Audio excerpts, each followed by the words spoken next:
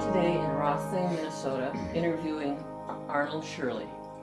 Um, Interviewing today, my name is Marcia Davis, and Carol McCarthy is the videographer. It's March 28th, 2006. Arnold, tell me what branch of the military you were in, what years you went in, and let's start the story that way. Okay. Well, I went in the Army and I was drafted by my friends and neighbors. This is what I told you. and anyway, I went in May of 1943. And I went through the draft board what do I say now? North Ottertail County. So I left out of Perham, a Greyhound bus. We went to Fort Snelling for a physical, which we went down one day and came back the next. And we came back in the evening, so we stayed long enough so we had to have our supper there. In fact, I had the meal tickets, but there weren't too many that were able to eat. We stopped along the way before we got there, courtesy of the bus driver. And a week later, we supposedly had our affairs in order, and we went back down to Fort Snelling. And we'd had our physical the first trip down, so we knew who was going to be passed, or who passed and who didn't. And then we got to Snelling, and then they sent us, in my case, to Fort Knox, Kentucky. And did you have your basic training there? Yeah, I had my basic training. They had 17 weeks of basic, and the first 8 weeks was infantry training, and the next 9 was vehicles and a gun of some sort to go with the vehicle that you were to be the driver of. But we had to drive all the vehicles, and we ended up a driver with a license to drive it in the States on one vehicle, and an assistant driver on all of the others, because we did the training. So what, were you being trained for something in particular? Well, not at that time, other than you train as a tanker, tank operator or whatever, but the final 2 weeks of that 17 weeks of basic training, we didn't fire the big guns until that last 2 weeks, and then we went back out in the field, and that's when we were going to fire them.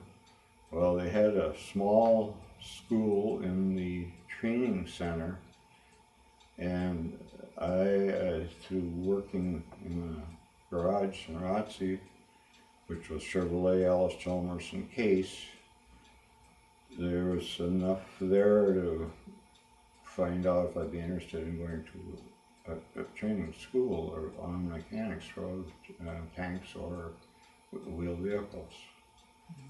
So after our basic finished, I never fired the guns. The last 2 weeks when they were doing battle training, I was to the center school, kind of hitting the highlights of all of the vehicles, but just in 2 weeks you didn't learn a lot.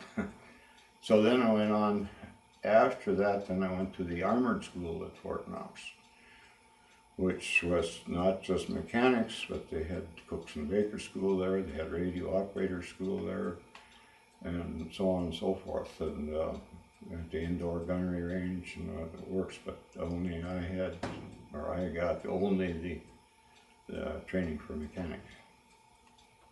And that was then on a light and medium tank, the Sherman, that ended that course in Fort Knox. Although in the basic training, I don't know if you want to go into it, but I broke a collarbone out there. How did that happen? Well,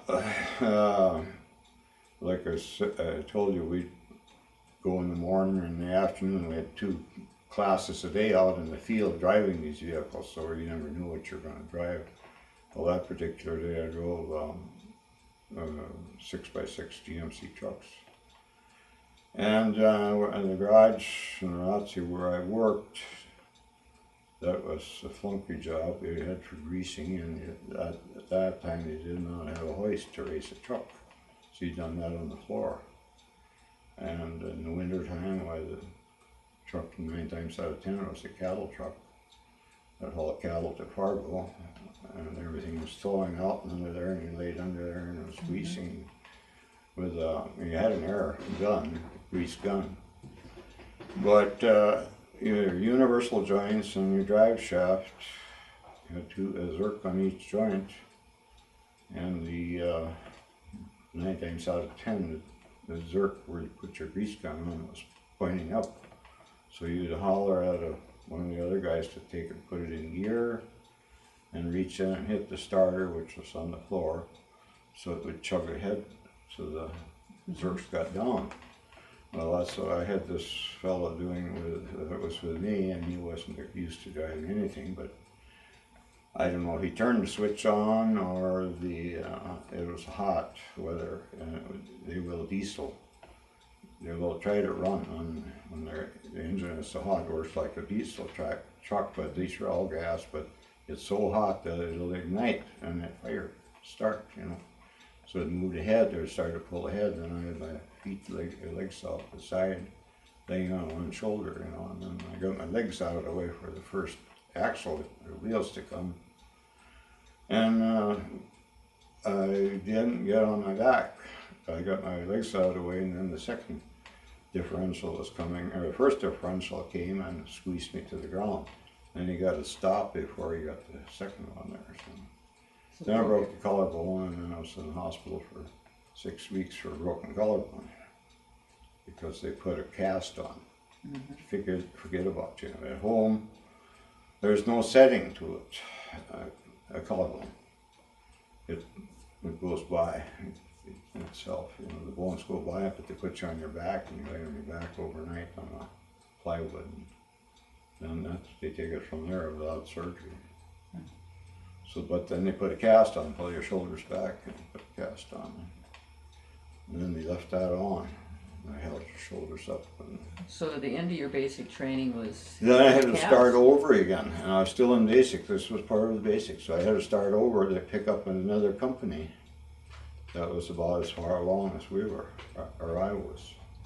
So then I got in another company. You know, you had friends already, many new friends, finding out different guys.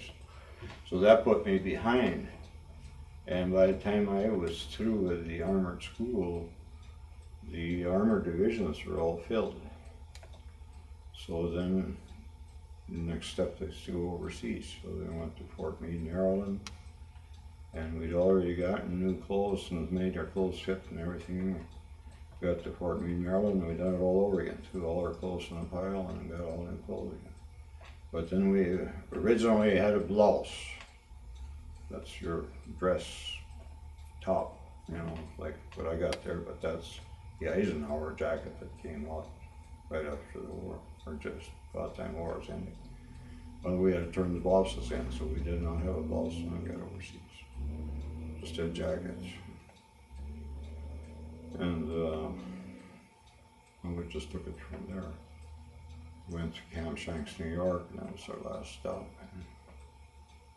So where did you get sent to begin with overseas? Well, England. I went to England. We got into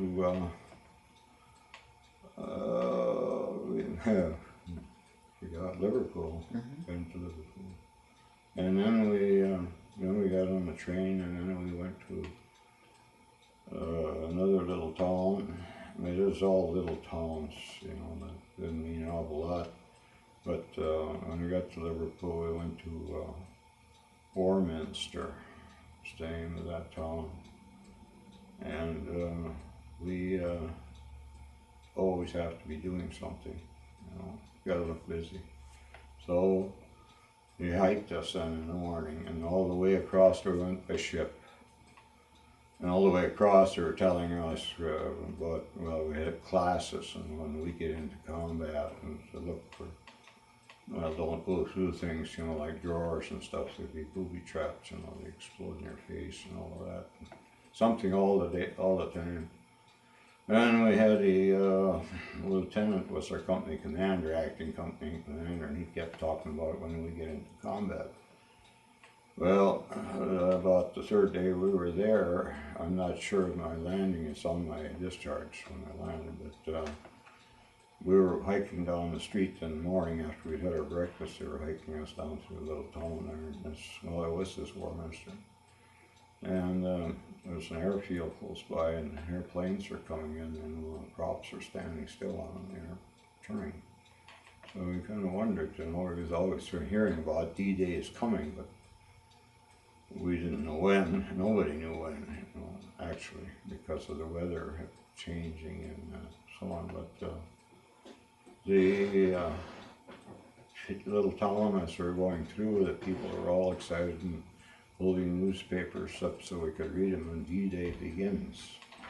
And he turned us around and brought us back to our little barracks, which was about like a little chicken house, chicken coop, Quonset type. And by noon he was transferred out. He got a white collar job, supposedly we call it a white collar job, an office job in England. That was the end of after we get into combat. I don't think he ever got there. So from there on, then there's a troop ahead of us, and they were all moving down towards the English Channel because we were pretty far north. We had to go south to get down to the Channel. We get down so far, and then one thing we'd have to have a haircut, and there was about one barber for about 50 guys. So we each cut our own. It'd be about a half an inch long. So there was regulations on how long. Well, that was for head wounds. That was for head wounds. That's why they wanted. Of course, nobody was going any place that really very fussy what your hair looked like, But that was the objective. So it was easy to shave your head, or if they could, half an inch of hair isn't very much, so they could patch you up. But that was the whole idea. Was then we went to the Channel, and we went across the English Channel, and we landed in Omaha Beach, but then we landed on the beach. We went on the ship, and even then, of course, their battle had been going then for the time I got there. I suppose it was about end of June. How old were you then? 18? 19. I was 19. I had a year in May of. So this was 62, and so I was 19 at the time. Okay. Tell me a little bit about Omaha Beach. You said the battle had been going on for quite some time. Yeah, but you couldn't tell it there. See, but from what we understood, they covered the dead with the bulldozers, and dug them up afterwards. But we got in there on the ship, and then they come in with the little landing craft. You've seen them where they plop the door down, and we got in there, and of course you stood shoulder to shoulder in there, and I don't know, there were different sizes, but I think we had about 40 guys in there, standing there shoulder to shoulder, and then we had the officers in charge of us. And now the first sea I get up, when you hit the shoreline, then it goes up to the sand. Beach, or the whole thing is all sand, and a few stones in it, but it's mostly sand. Well, when you go up there, first the guys that get up there from the company, now I go back down and help carry the officers' bags. And and of course I was tall and strong and everything like that, and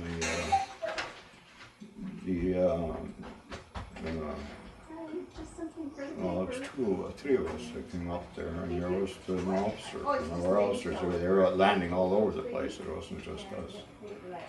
Guys were coming up there, and there he says, well, you guys get to go down and carry up the officers' bags. And then, of course, we were bitched about it, but then we went down and he sunk in sand, up to your ankles. And their bags were heavy. They had better bags than we did. We had a backpack. She raised moose for Pelican Press and Barnstone. Okay, we can start again. Sorry about that. Well, anyway, yeah, we made a trip back down to the shoreline where the bags had all been, well, they'd taken them off themselves, but the one officer went up and then they carried what they could too, but they had more than we did. So, and we had left ours up on where he was. So we went back down, we made 3 trips carrying them back and forth, bitching all the time, which was the general in the army. And when we got back the last time, everybody's gone except this officer. Well, he said, sit down, he said there's going to be a truck around and pick these bags up.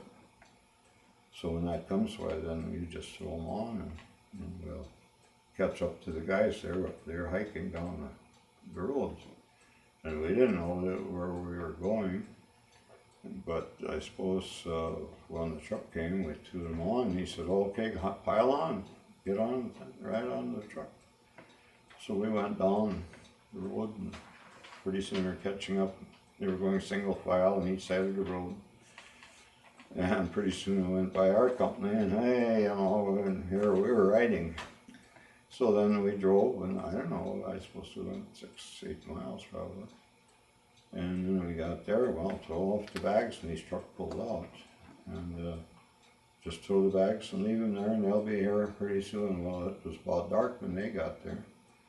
Well, then we had to line up in formation, and then sit with our own bag, then our backpack, and wait for other trucks to come.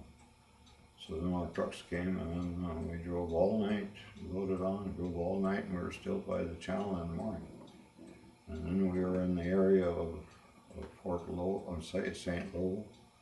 We weren't quite to it yet, but they were still fighting for St. Lowell, and we landed, and we got back to where we were going to stay, and that was right along the channel, and off from the channel going, I suppose, east. I don't know. To me it was west. But the rows of your hedgerows, or hedge. And the hedge rows are probably as high as the ceiling here, and just about as wide as the room. And then there was a gate, 2 gates on there. And you owned one parcel, she owned another parcel, and mine was on the other side of hers, so I'd go through yours to get to hers, to get to mine. But there was all apple orchard. Mm. Well, that's where they came into being with their tanks. They were going through these because the Germans were occupied in there. And the German was zeroed in on that gate where you're going to come through. So that was one kaboom, and there's at the tank, and if the guys survived, they're coming out the tank, and then they sat in the machine gun as they came off.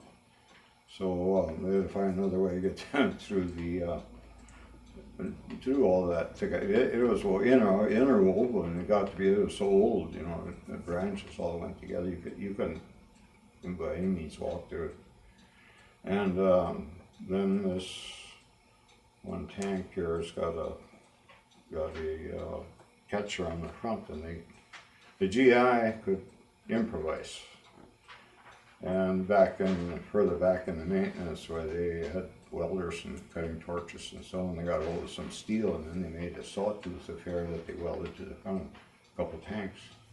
And then they'd take a run at it, and they'd keep on until they got through. Oh, so they had to be creative to get through all this, these hedges. Yeah, that's right.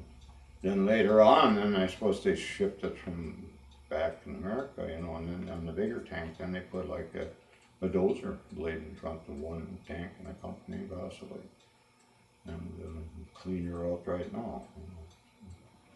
That is how they worked their way through. But then, after they got through there, and that was before we got in yet, into an outfit, we were still there, and we were next to a trucking company, and we were all black. Black and white weren't together in World War II. but they were a black trucking company, and at night the Germans would be over with call him bed check Charlie, because they didn't come on with a lot of planes. So Adolf Hitler didn't believe too much in planes, I guess. But they came over and then they dropped some small anti-personnel bombs out of there, you know. And sometimes they had a bigger one. One night they had a bigger one, and they hit this trucking company pretty bad, right next to us. But didn't bother us. But the truck showed up, I think, is what they knew, and all we had was pup tents that were living in. We didn't belong to anything. So from there, then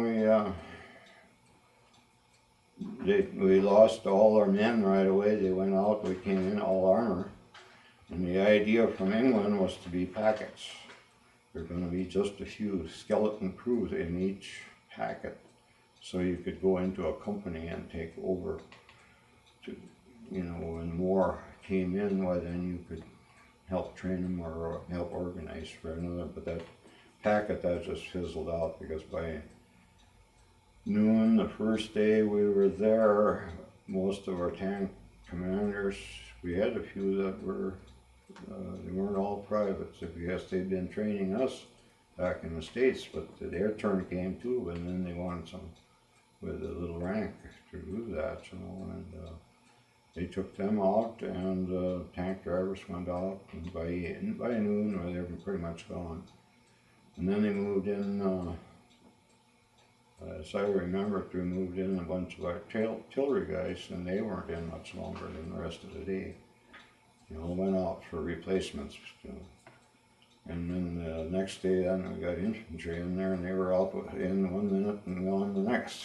You know, so that's how that turned over. But we were a replacement depot, is what we'd call it, because they come and went, but they didn't want the mechanic. They weren't needing mechanics or cooks, and you got to be twice as many. They shoved more of them together. Then, you know. But then finally, then we had the breakthrough.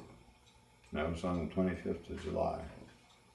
And they bombed and bombed and bombed and bombed. And we took a map. We're playing cards or jackknife or something, and got tired, and we lay down and we slept. Planes are going over, and they're going over, and they're going over. And you could hear the bombing in the distance. And they covered a lot of territory, and that was the breakthrough. And they started to move to the east. So tell me, so you were out of range at that point of the bombing?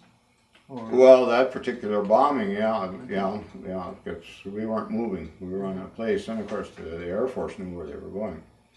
Other than when you still hear it today, and we had friendly fire at times. You know what that is, you know. And we had the back of our tanks. We were moving, and the Air Force was most generally they were out in the daytime, and we put a luminous sheet on the back of our tank, which reflected it in different colors for different days. I think we had about 3 different colors possible. And so the different colors were for what?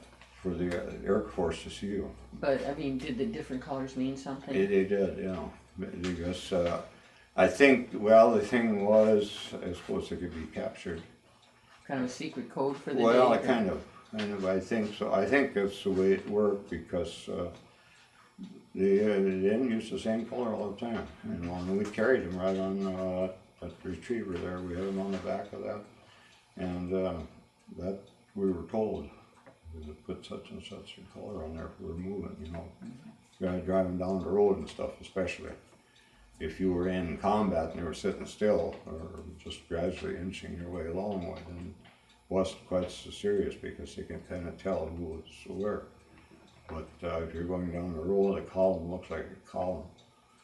And see, then the little plane there, that's a fighter P-51. And they were out there strafing. You know, they come in and the machine gun and the wings. And of course they were after infantry mainly, because they couldn't do that much harm to a tank or anything. But that's what they were for, the smaller one, and they were also guarding the big ones. But, so you managed then to, you're heading east. Yeah, as far as I know. Yeah, the breakthrough came. Yeah, the breakthrough came, and then things started to move. They came back. One day, the 2nd Armored came back with trucks, and they picked up some guys and of the mechanics that we had at the time. And the next day they came back again, and then that's when I went. And then I came into maintenance company, which sits further back. They can take these tanks and stuff back there and work more on them. You know, they're a little more permanent. They move too, keep moving closer. You know, but the time when I got in there, that's where I went into the maintenance company, and then I rode a 15-ton wrecker with 2 other guys, and one of them was my buddy. He'd gone the day or 2 before, and he was sitting there. There were 3 wreckers there, and we came in, and we were mechanics. And the first sergeant met us, and they were pulled back at the time. And he said, "There's 3 wreckers there," and then I think 3 of us then were mechanics there that we went to those 3 wreckers. And I seen him sitting, he's leaning up against the front wheel writing a letter, and I seen him, so I went there. Well, in the military at that time, the wrecker only called for 2 people. Well, then we had 3. Who was the odd man out? Last one on. So you didn't know where you were at, and when I came out of armored school, I had been a half-track driver and 81mm mortarman, and then I got to be a tank mechanic. They dropped the 81mm mortarman, so I was still a half-track driver and tank mechanic, but then you still had to have something in the 3rd place, and what you got then was a rifleman. So you always had a place. If you weren't good for anything else, you'd get behind a rifle. So anyway, then I was riding that wrecker. And I wasn't trained on the wrecker, and I was big outfits, and but we rode 3, but at that time, the Germans, they were running back for Germany. And they took whatever they could find. If they took from the French, they took some horses and maybe a wagon or a buggy or something like that, and the tanks would come on to them, and they killed the whole works, you know, shot the horses, and the guy took off running while they weren't afraid to let go of the 75 millimeter, the big one. And arm and leg on one side of the road, and arm and leg on the other side of the road, the rest was gone. So anyway, you know, you didn't know where, but then in the maintenance, or in the 66th Regiment or 2nd Armored Division is where I ended up. And then you had regiments, and then you had the 66th and 67th. And I ended up in the 66th, and their C Company lost all of their men from the maintenance. 2 were killed, and all the rest were in the hospital. So then they sent us down there to take over. We were all buck privates, and then they sent a T5 with Corporal Ray, same pace Corporal. And he was kind of the maintenance sergeant. And we got on the Retriever, which everything was new and the stuff was still on there from the other guys and so on. And then half-track, that got shot up some, so that wasn't there yet. So we somewhat rode on the half-track. I mean, the company commander had a half-track also. He had a tank and he had a half-track, and some of the guys rode on that half-track, and then some rode on the Retriever, tank Retriever.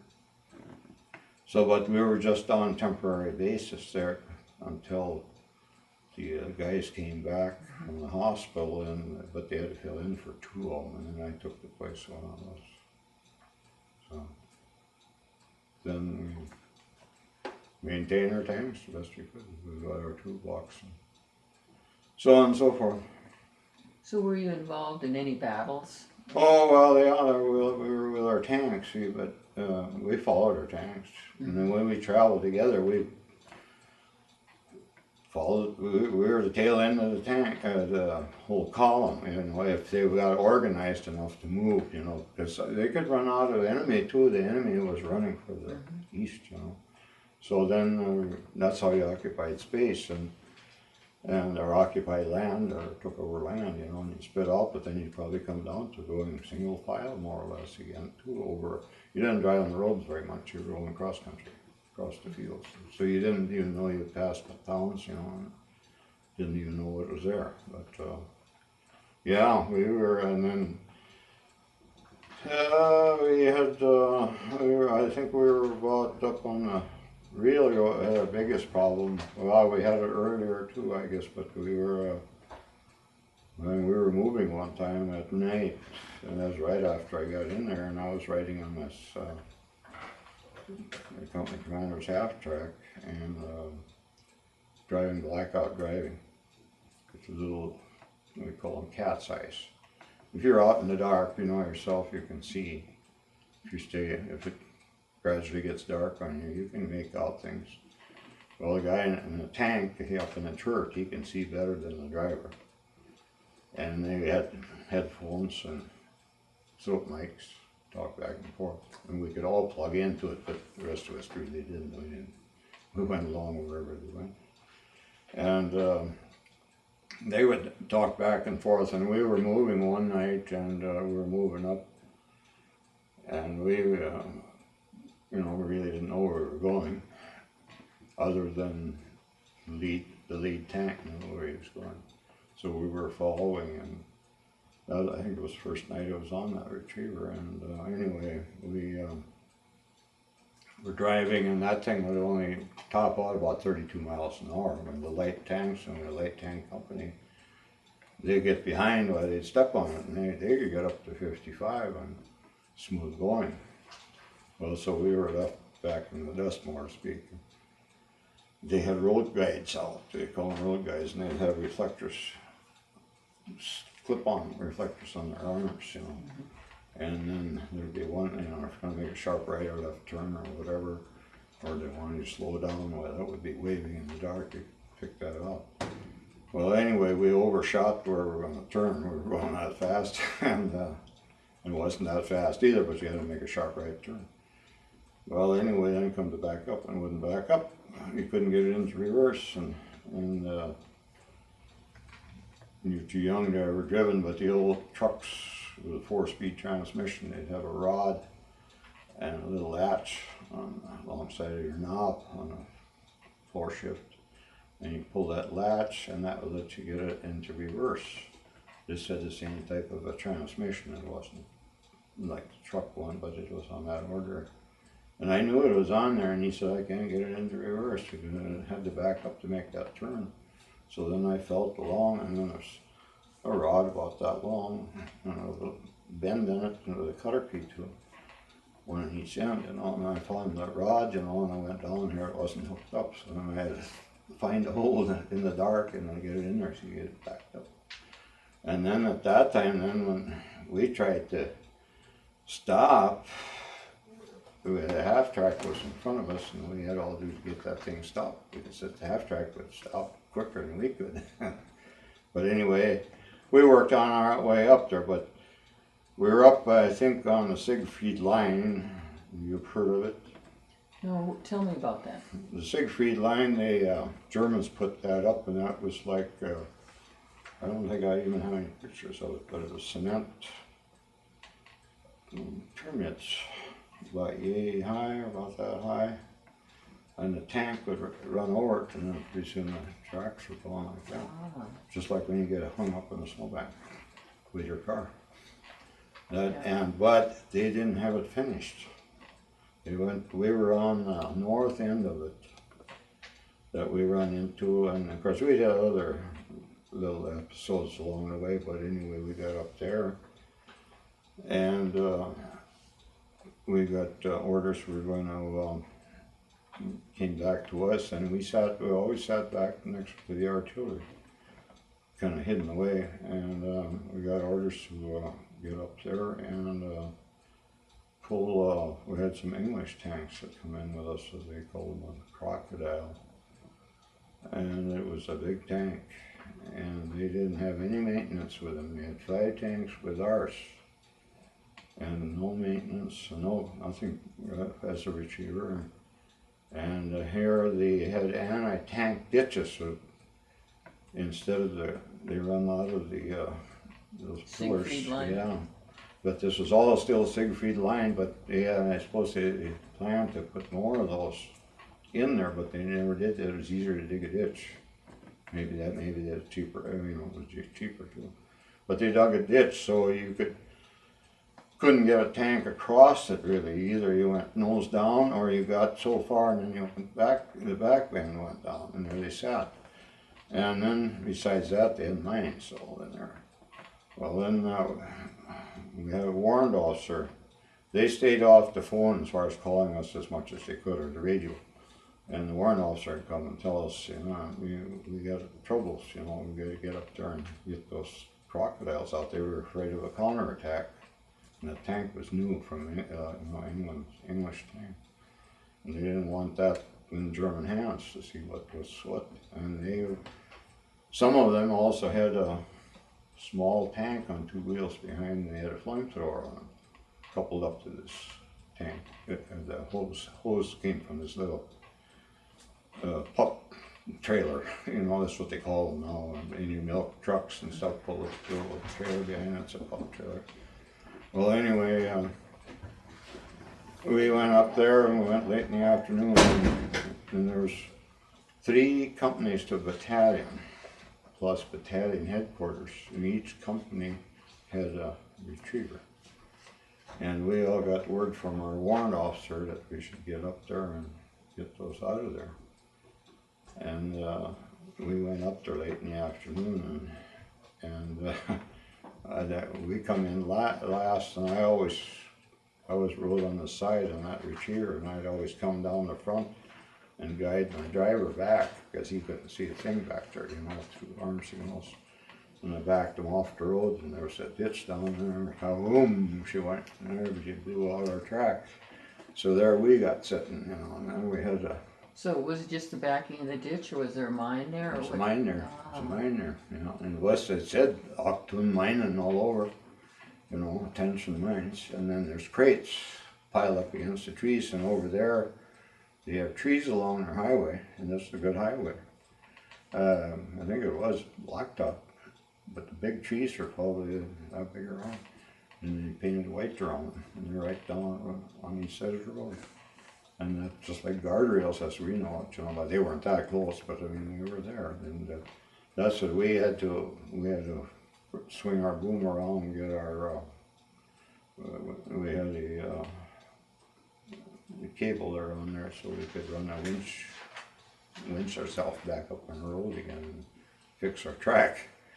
And anyway. So tell me about, if you had to fix a track, did you carry pieces of track with you? Some, yeah. Yeah, they had blocks, or we had a narrow track, because the Germans had a wide track. And they were better. They call it a Christie suspension. Who Christie was that came with it, I don't know, but it's a Christie suspension. And they had a wide track, but a loose track. And ours were tight tracks, as you can see on those. And you could travel faster with them, because those loose tracks, they would, you know, actually went like that, and then they start to whip. But they were better for mud, than when we ran into mud, and we'd bog down, and that Christie suspension type. We got a few of those tanks towards the end of the war, but they were good, but the track was kind of loose on them, so you could get something in between those little wheels on the side and the track, and you throw the track, especially if you're turning track to go. But anyway, it had been, we pulled one out the night before, the first night, but that we could see we had a lot of work, because there was 3 of them. 3 of them knocked their tracks off these British tanks, and then 2 of them were in these anti-tank ditches. And the ones that, they operated a little different than we did. But one driver hit a mine, so his buddy turned around, came back to see what the trouble was, and then he had a mine. There was 2 of them side by side. The blue track fell. You know, we didn't. The Americans didn't operate that way. And anyway, we went back the next day, and then they had the engineers come up there, and they detected for mines. And, you know, you've seen the people that go out and are looking for, they buy a mine detector and are trying to find things. Well, they were detecting for mine, but these mines were wooden box mines. So there wasn't enough metal in there to show up.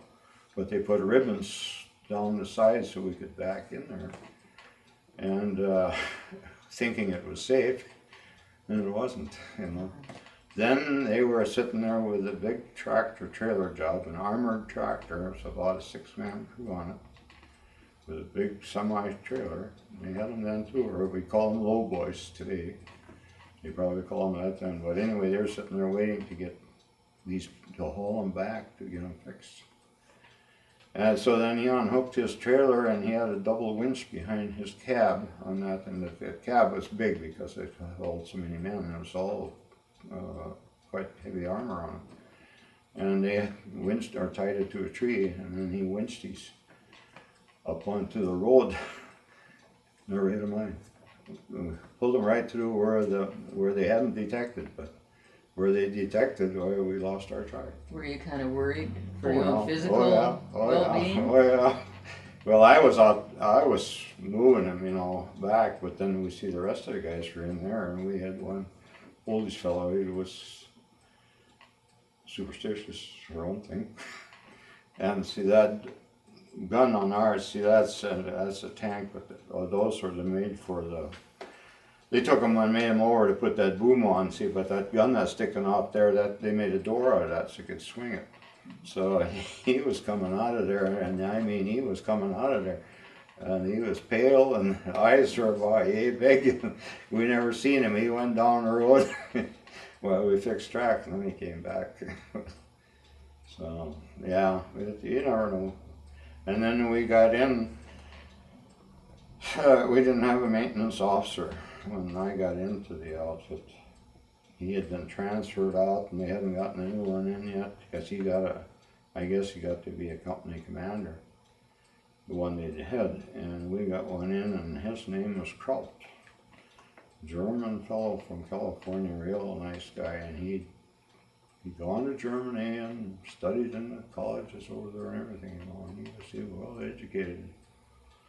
But he joined us, and we had it was the same area that probably was the day after we had our tanks. Our tanks were up there anyway, on one side of the road, and these crocodiles were on the other side of the road, but we're all working towards the east. There's a little town the southeast from there, and that's where one of the crocodiles hit 2 mines at one time. One on this trailer back there, and I flipped that and burnt, and then the track went on. That's the one we got out of there the first night. Well, this Lieutenant Cropton, we lost tracks on one of our tanks there too, and he was with us first time he'd ever been along up there, and he taking pictures. That was his pet thing, you know, taking pictures, and running all over and telling them, damn it, get back in the tractor, walk where the tank had gone, don't run all over the place. Yeah, but those mines, you know, they were set up for a tank or something like that, you know, the person isn't going to set one off. Well, the Jeeps were so light, you know, they blew them up. And no, that was all right. Well, then we were there, and then some more of these crocodiles came. While we were working, we put a tow bar on this one, and we were rolling up the track, put that in the boom of our receiver, and had a tow bar, so we hooked that on there, and we were working with that, and here are these 3 crocodiles. They parked right along, more or less, alongside of us. We were 50 feet from them, I suppose, something like that. And they stopped, like we'd say, bumper to bumper, and that was a no-no with us. You know, you never stop 2 vehicles right together, because that was too much of a target. Well, while we were working there, pretty soon we could hear a whistle, you know, and it was coming over us, and it landed on the other side of us, and there was a smoke, artillery shell, you know, smoke. They start out with smoke, so you could see zero in their gun. so smoke was used for. And where did this shell come from? I mean, the Germans. what They was were it on the shot other by? side of Oh, they were on the east. They were further east on this road. See, they were looking for them. We didn't know where, or our tankers didn't really know where they were, and neither did the English. But anyway, You're getting close, obviously. yeah, we were close. But you see, we were the ones that had to find them. They knew where they were, and all they had to do was be dug in and wait for you. That's all they had to do. So anyway, he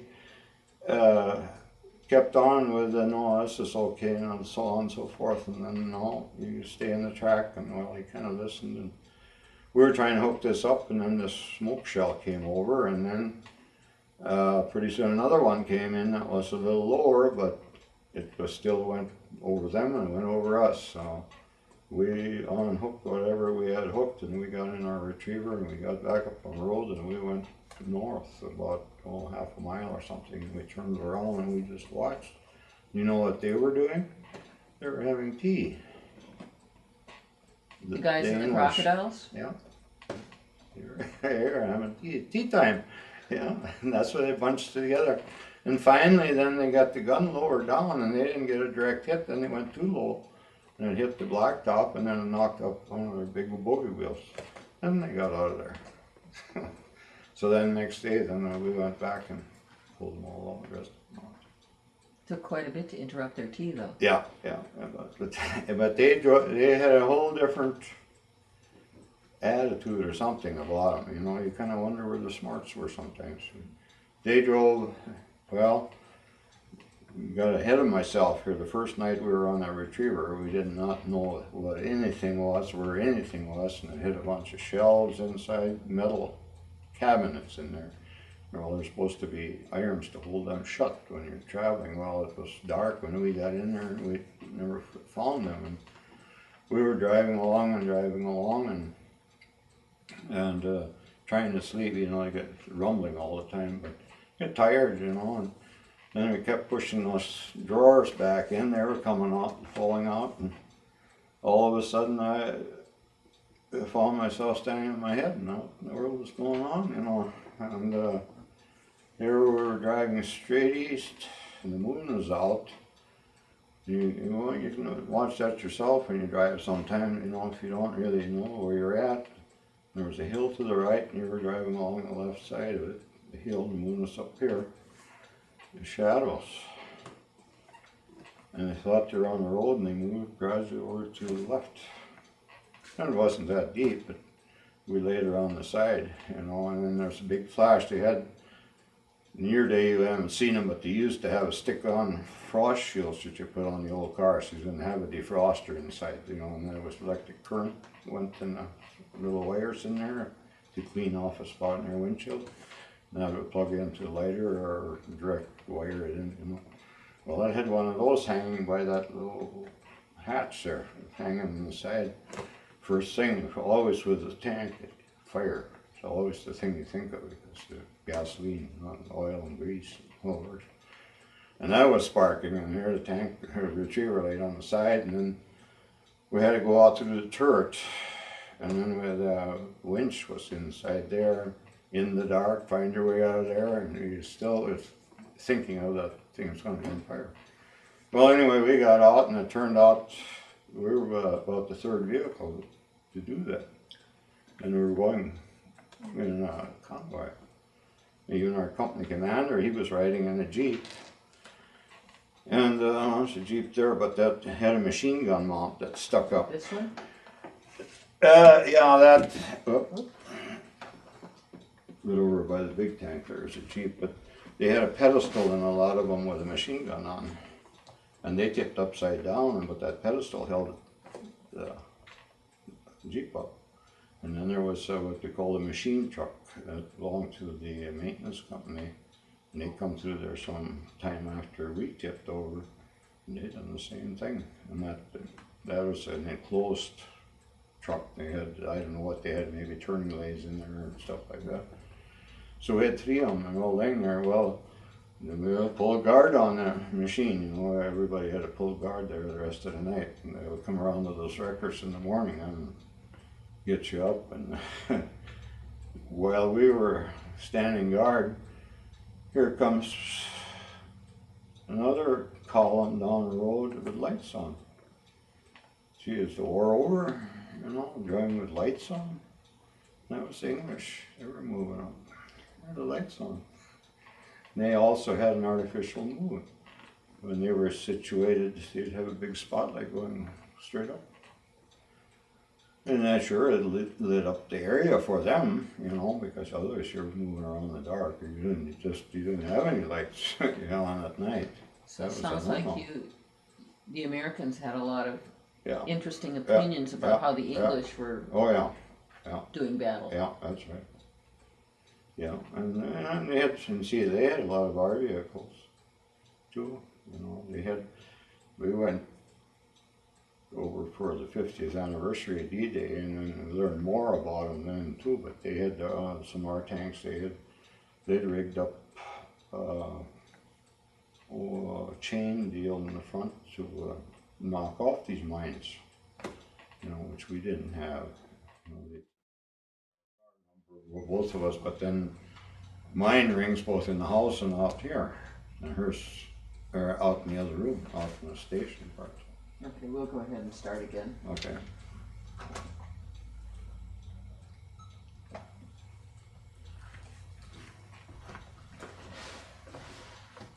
So all of these things were going on. You're heading east. You're getting closer to the Germans. Your tanks are hitting mines. You have the English and the Americans are together with their different tanks. We had a lot of mud up there, and where exactly were you right now? Good question. Well, I got some of it here. It's in the book. I got from one that was. See, they call the old fellows from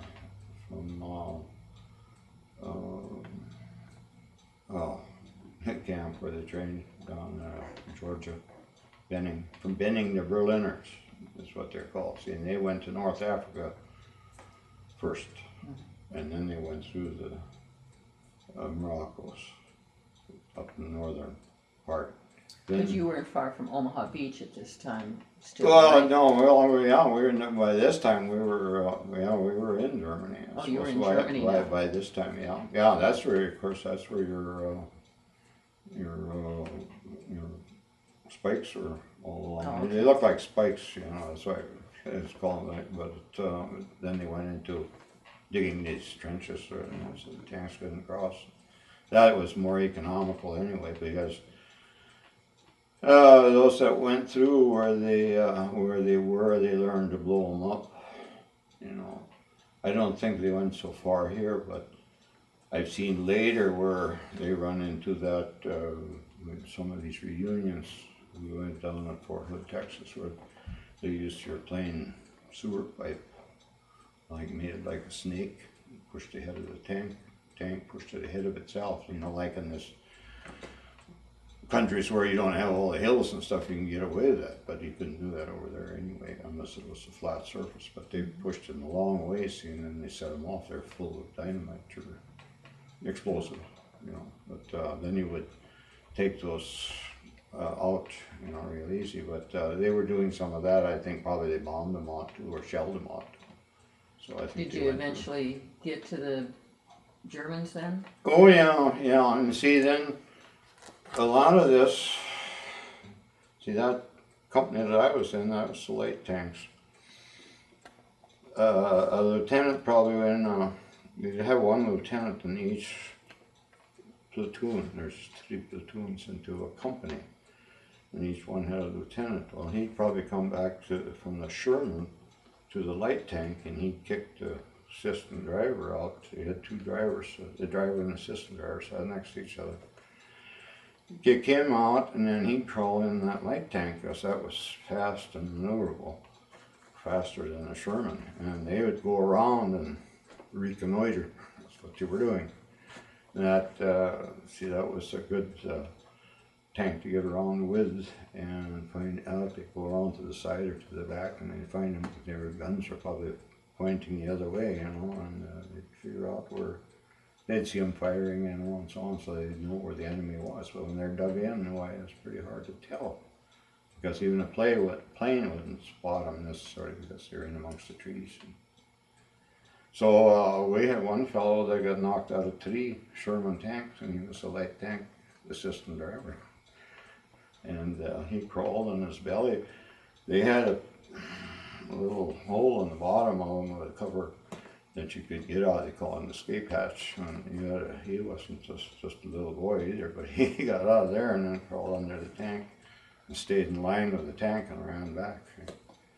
So he got knocked out of 3 of them anyway. But, and some were killed, but he survived them all.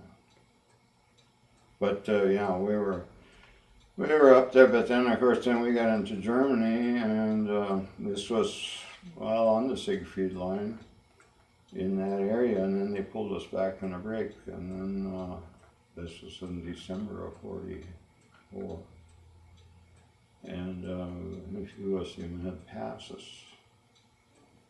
and then we got orders during one day where we got to shape up or get going. We're going to leave. We're going to Belgium. So we go all the way back.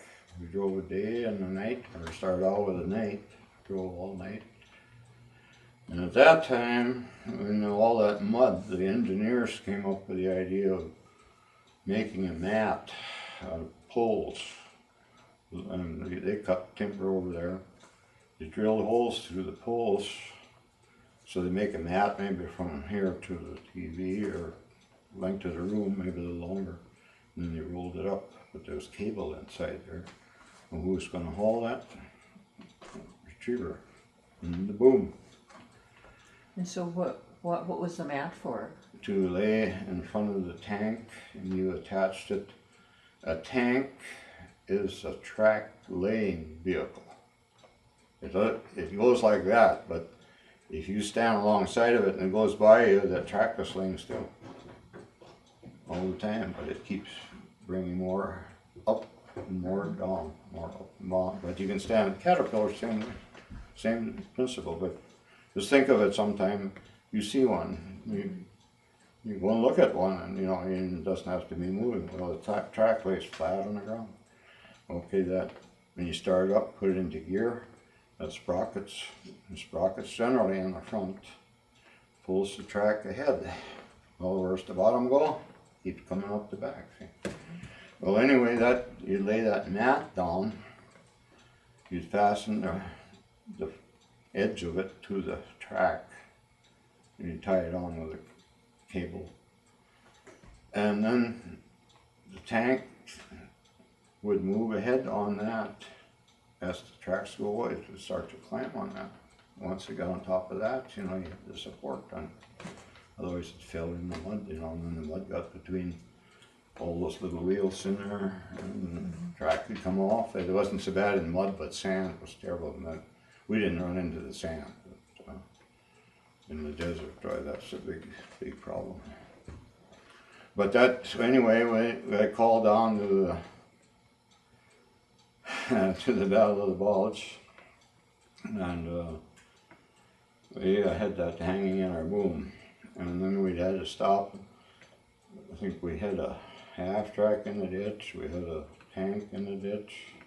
This is when you're heading for Belgium. Yeah, and we run into with some of the weather we have had at times. It was raining and got to be icy, and some of our tracks had tanks with tracks of rubber and some with steel. And steel is just, you've probably never driven a car with chains on, but they tend to slide sideways, like especially if you go around the corner, the back end will come ahead of the front if you're going too fast, because there's 2 runners that's on the ground, see, the opposite direction. Well, it's the same way with the tracks on there. It had cleats on, metal cleats, but not all of them did. And they couldn't control them on the ice, so we had to pull them out. So by the time that they could go faster than we did, and we were blackout driving in the first place, So we were chugging along, and all by ourselves. And tank commander, he was our maintenance sergeant. He was trying to keep track of what little signs we found along the way. He did have a map, but anyway, we were driving along, and pretty soon the whole thing started to bump like that. You know, and gosh, what's the matter now? Finally, we stopped, and just to find out what in the world's going on. And when we stopped, there was a bang, and a Sherman tank was following our blackout lights.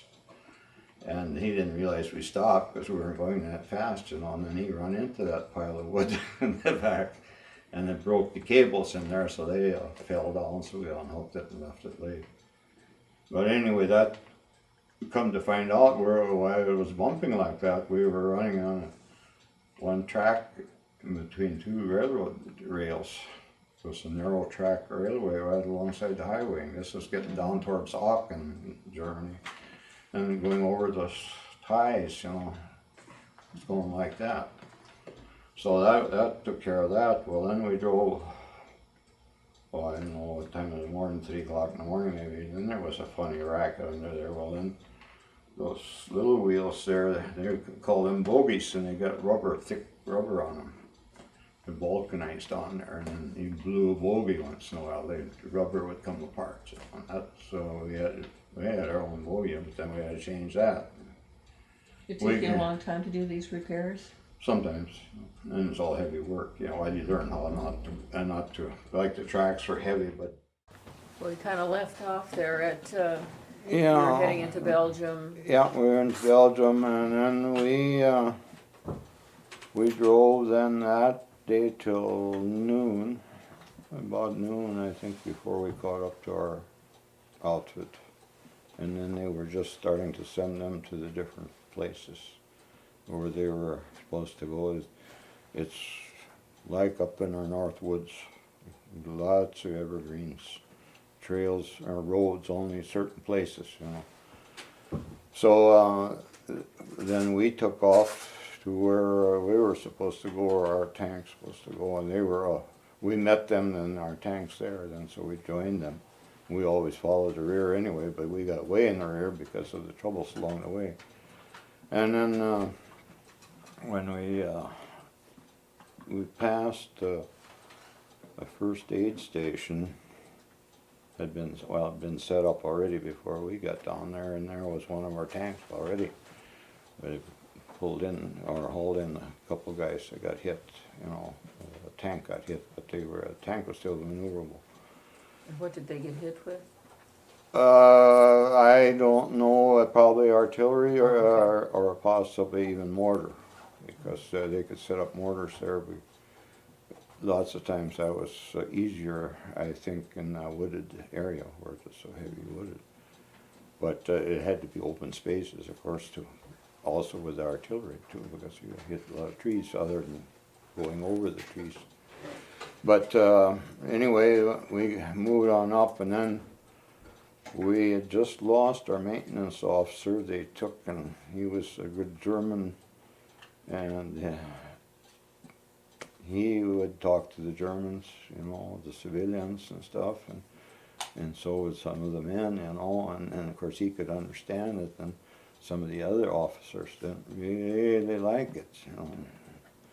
And he was more of a man to work with the troops, and the other officers are a little bit above and beyond us. And they got him transferred out. And we just got a new officer in that was riding along down. And when we got, well, we went through this troubles along the way, and then he was, well, he was kind of a big wheel, he thought, but he was just a second lieutenant, hadn't seen any action yet, you know, but he didn't go over very big, and anyway, we had him along, and we got to this first aid station, and he went back there, and then he'd had enough. He hadn't even been hit or anything like that, but he had enough. He wasn't such a big shot anymore. But there we had a little tough going. The tanks, well, they were there too. They were waiting for you. and they were crossing it looked like a nice level field with snow, you know, about a foot deep on it. And going along fine, they got out there a little ways and down they went one by one, and they got stuck. It was frost, about 3-4 inches of frost, and it was just mud, soupy mud and under. Down they went. I got some pictures of them. So then what happened, of course, we had to, I don't know how many Shermans down there, and even our own lights were down there. And then our warrant officer came around, and he said, "You got to get down there and help these boys get out. So you meet down there at a certain time, you know." And then we come wheeling in there, and there's a grove of trees up on the hill. And we got there, 3 of the companies were there, and we were the last one again. So you're the first one in line, so you get down there and hook on and get them pulled out of there. Or start pulling, and the others are going to come too. And of course, we were being watched all the while, you know, and they were out in this open, to us, like here now, it's a slough or whatever, but it wasn't much water in it, it was just mud and under.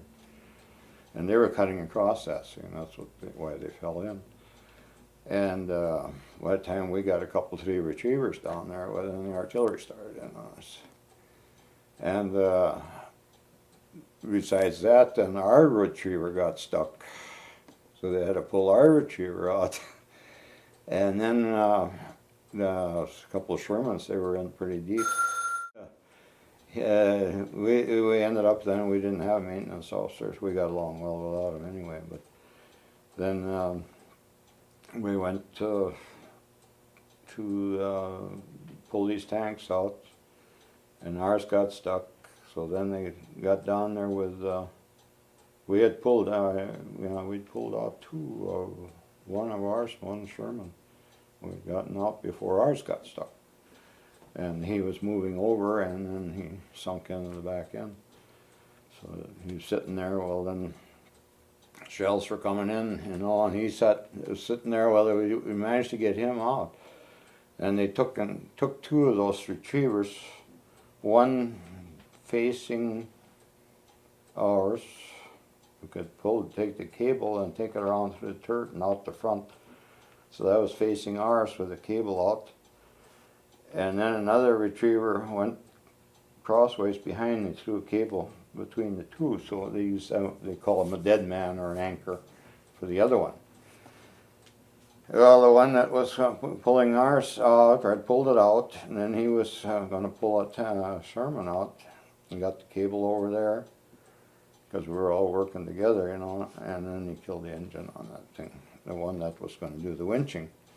Now, if any of you had drove an old Ford, they used to have the same trouble. You hit the button, there was nothing there. And all you had to do is tap the solenoid. There's a little solenoid that operated the starter when you pressed your button. But that meant opening the engine doors. They were bolted shut to get in there and tap it. And then by that time, of course, then the artillery was coming in pretty regular. And ours, then we motioned for him to get out of there, and he didn't even know what was going on. It made so much noise, you know, those engines. And we just motion, get him out of there. And you know, our hatches all stood open. And that had been hit once in the back, because our bedrolls are in the back, and they were smoking.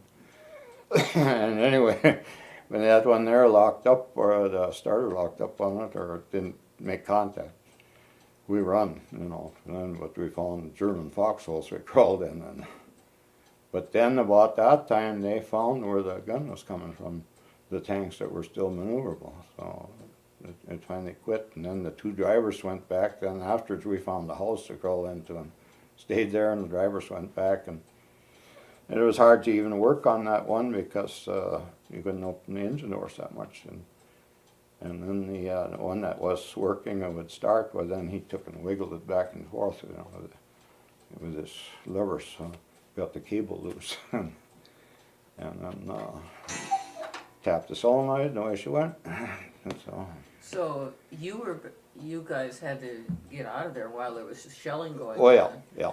And you were hiding Well, out. we did, yeah, we were standing along, I got some pictures. This lieutenant was out, we still had him then. Yeah, we still had him. Well, anyway, he was taking pictures. This It was after the Bulls that we lost him, I guess. Well, anyway, he was taking pictures, and he was standing out there, and then the guys looked like they were pushing, but they weren't. They were leaning up close to the protection. So yeah, well, that was kind of par for the course. We went up another day, and we had been pulled back on a break, and we lived in the pup tent. I think an apple orchard too, but it was off season, of course. And this was all in December, and it was cold. Well, yeah. But anyway, that time then we were. I think it was getting a little later then, or we had some thawing weather. But anyway, it got wet, awfully wet and muddy, and then we were pulled back, and then we were supposed to do maintenance on our tanks, which we always had to do when we got back. So always something, if nothing else, they could clean their guns and so on. Well, then one day they told us, well, we are going to have some infantry coming up, and they're going to ride on the tanks when we go back into combat again. And so I was working on one of the engine doors open, and then I heard some guys come to practice getting off and on and off of the tank, how to where to sit, so they rode on the back. And then, of course, they started to ask questions about the tank, and I just didn't talk to them. And there a guy comes up from the side of me, and he said, "Hi, Arnold." And I looked, and God, here was a kid from hometown. Small and just world, like that, isn't a it? small world, yeah. And he was in the 30th Infantry Division, and he'd been up walking. Yeah, they were walking most of the time. I took him my truck so far, and then he walked. And he'd been hit in the foot with shrapnel, and it cut through his shoelaces and stock and everything. Well, he went to the hospital, and he come back, well, his clothes were all gone and everything. He still had the same socks on that he got hit with, so I gave him socks while he came over them. Do you remember what his name was? Yeah, J. Holman, that's his name. He has passed away now. Well, then we got called one day to go up there and get a tank that had quit. And they weren't fighting around it or anything. So the driver and I went up, and we went to this little town. It was all deserted, we thought. And we come in there, and our retriever stopped. So we radioed back and told them to send another retriever out for us, or two retrievers, one for us and one for the other one. And, well, we hooked on our tow bar, and the only thing to do is sit and wait, stand around and wait. And then here, a GI came out of one of the houses there. Well, that was their CP, or command post, for the 30th Infantry, this G Company of 30th Infantry. Well, he said, "They're pulling our boys off tonight," he said, the company. And while we were waiting there, and here they came, and they had their overcoats on, their mud from head to foot, their face and everything, long whiskers. And I looked them over, and there's about 15 or 20 of them out of 100 and some, And I looked them over, and he wasn't in there. So, and I had written my mother, and my mother and his mother were good friends, in town there. And I told him, of course, I met him a little earlier, and then I waited a while, a week or 2 weeks, and then I said, "Well, do you ever hear anything about him?" And so the next letter I got, he was back in England. He had trench foot. See, that was from being wet, cold feet, and he blistered, And we didn't have much. We got some. Depending on what size you had, they had what they call a snowpack, and they still have them today. It's like a shoe with a rubber on it. It's part of the shoe, That way they call them snowpack, and I had a pair of them. Otherwise, we had the old cloth overshoe with 4 buckles on it. You're probably too young to remember them, but that's what they had. And you had to turn them in order to get that snowpack, So that they got soaked in time, And it was cold enough, So you were getting, you were in the Battle of the Bulge? Oh yeah, Okay. yeah. So that is a very historic occasion, you know, and it's talked about, and Yeah, movies have yeah. been made about it and Yeah, stuff. yeah. You know, Yeah. tell me what you were feeling at this time. I mean, you're 19 years old. I mean, here you are, It don't it's happen. cold, wet. It don't happen to you. It's the other guy. It's always the other guy. The older guys, yeah. See, this Second Armored, that was old outfit. You know, like I was telling you, they went in there when hard times in 1940, when it was organized. So there was, we had, well, the war was about over, and they started to send us over 35 and older home, and you'd be surprised how many were over 35. You know, and then see, I got home, I was 21. So there's a lot of difference. So, what happened after that? How did this end up? Well, that way, of course, we defeated them, and we went back to Germany. So, how did you know when they were defeated? How were you told? Well, I don't know how we were really told. You know, there's always shithouse rumors. That's the way it is. That's the way it is. But it comes back, you know, somewhere down the line. But you know, it's going to be it. Now they've given up, and then we were having trouble with a lot of our men. You know, they got malaria over in North Africa, and some it didn't show up on until they got to France or Belgium even. But this cold weather would bother them, I think, help bring it on. We had one fellow, he never got hit when the rest of the mechanics got hit that time because he was back with malaria. And, well, I suppose he was back, he came back from the hospital, and he rode with us for, well, maybe a week or 2 weeks or something. He was in a tank, and he got sick again. And he was sick. He wasn't putting on anything. But then they get him to go back to the hospital, and well, then I wouldn't see him for a month.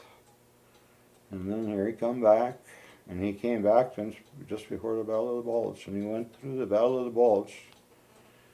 But then, when it ended, we moved into a house. It was warm in there.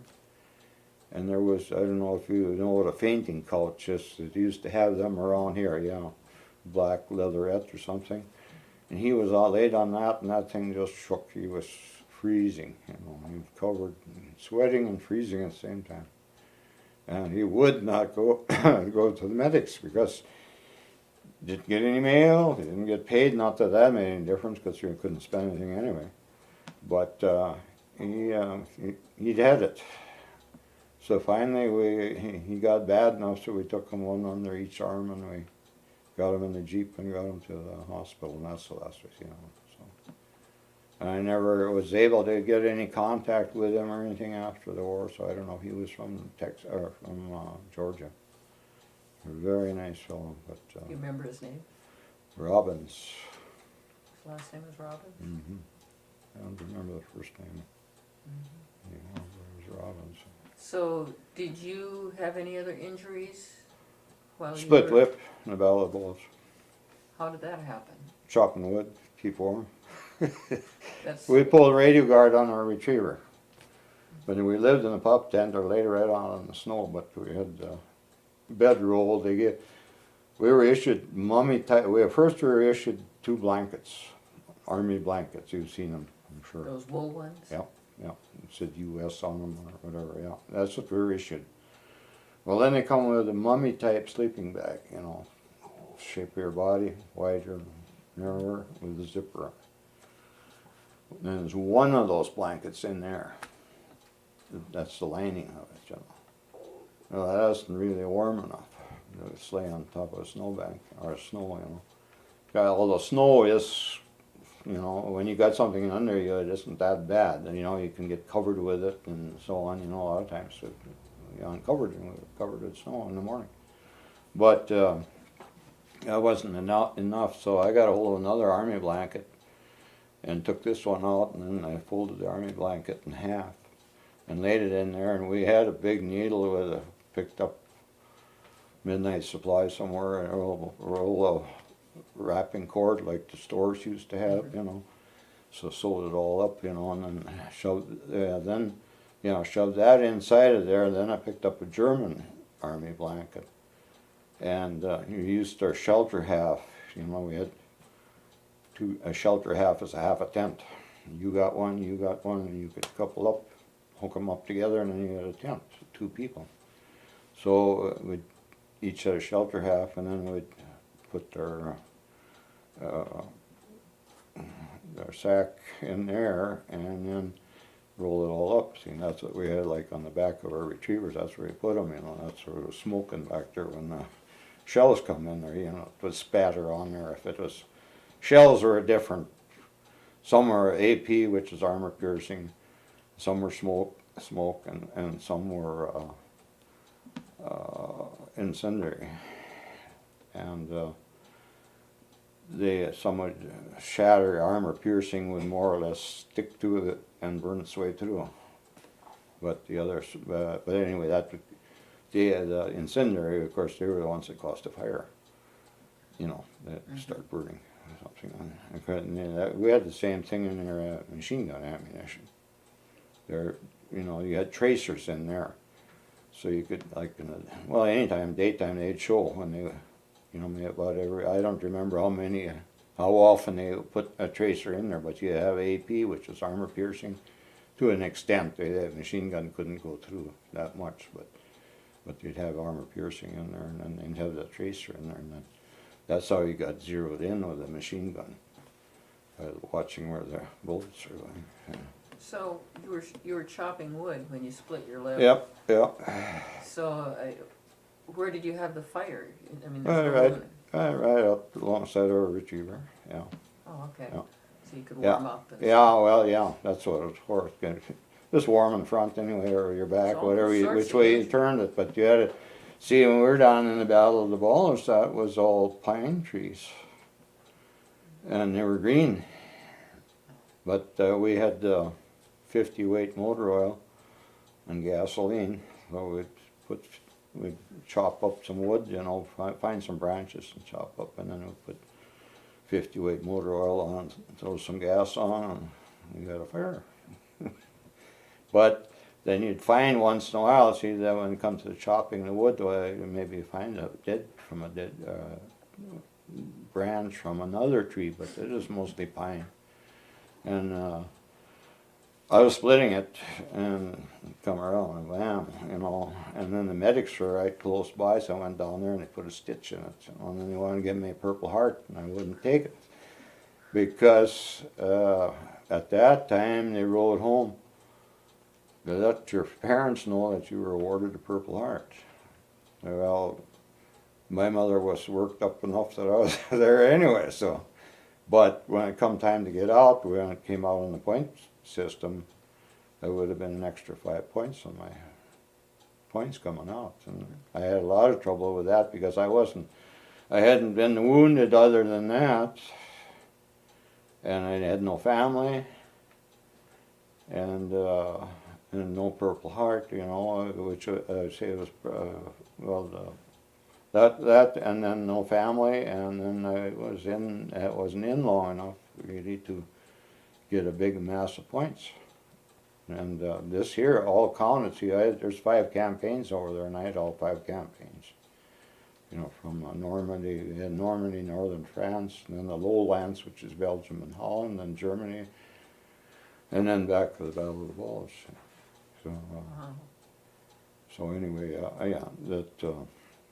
they all meant something, and the overseas time meant something, but I had about 30 months in all together. So you actually saw a lot of action that we... Well, yeah, but I slid by, you know. We were in and left our vehicle a few times, and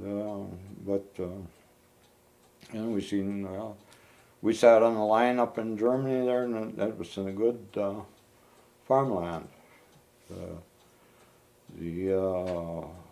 don't know what kind of acreage they had, each farmer, but they had little communities where the people that worked on the farms lived.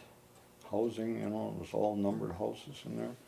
But then you'd find a farm, and we pulled in there one day, our tanks were on the line for 16 days, if I remember right. And you couldn't turn a wheel, and there was a railroad gun that kept them, you know, in that one area, and they let loose on them, and we were we came in there, and this big square was farm.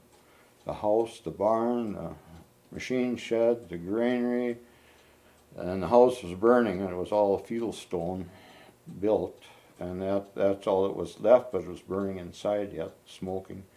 And we pulled alongside there with a retriever, and that's right, there was kind of a gate going into this, just like a square, the buildings all around, and we pulled by this one little gate, and then the barn was to our left.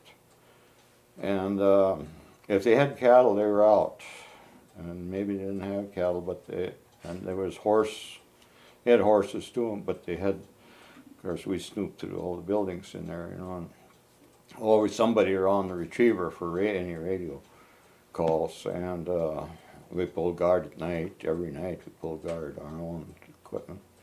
But anyway, the people were still living there, and they were living in the granary because the house was burning. And they had pigs in the barn, and we had a kid along from New York City and probably never seen a live pig or a cow before.